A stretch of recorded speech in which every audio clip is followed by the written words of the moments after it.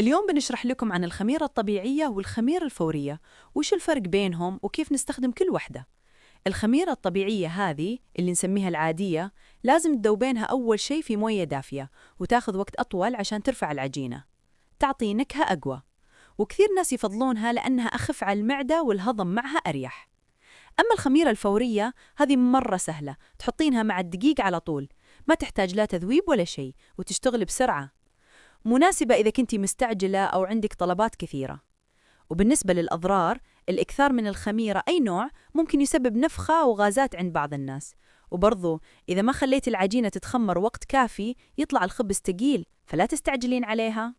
الفرق باختصار: الطبيعية نذوبها ننتظرها شوي ونكهتها أقوى، الفورية جاهزة وسريعة بس طعمها أخف.